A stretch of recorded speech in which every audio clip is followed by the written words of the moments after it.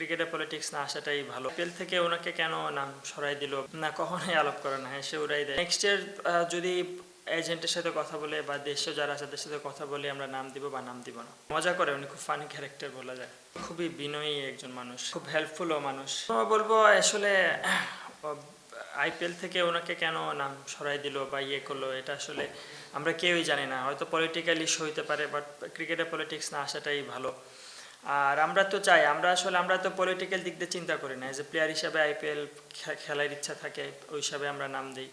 So next year যদি এজেন্টের সাথে কথা বলে বা দেশে যারা আছে তাদের সাথে কথা বলে আমরা নাম দিব বা নাম দিব না, না কখনোই আলাপ করে না, সে উড়াই দেয়। এবং এগুলা নিয়ে উনি কখনো আলাপ করতে দেখিনি আসলে ওনাকে।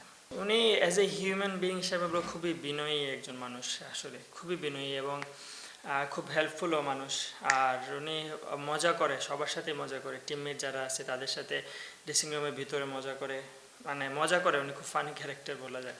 ফিজ ভাই একদম উনি তো শুরু থেকেই ভালো বোলিং করে আসতেছেন, ন্যাশনাল টিমে ফ্র্যাঞ্চাইজি ক্রিকেটও ভালো বোলিং করতেছেন। উনি ওনার স্ট্রেংথের জায়গা থেকে কখনো সরেন না, এই কারণে উনি এত successful.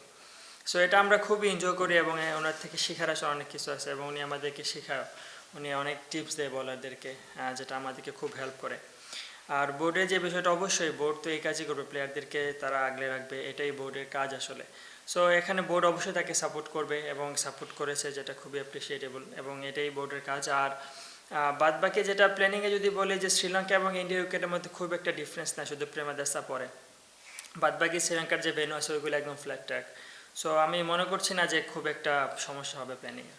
As a professional cricketer যারাই আমাদেরকে নেবে তাদের হয়ে আমরা খেলবো। আর অ্যাজ এ ক্রিকেটার, এই ক্রিকেট খেলাটাই আমার কাজ এবং আমি যে জায়গাতেই খেলবো এনজয় করার চেষ্টা করব।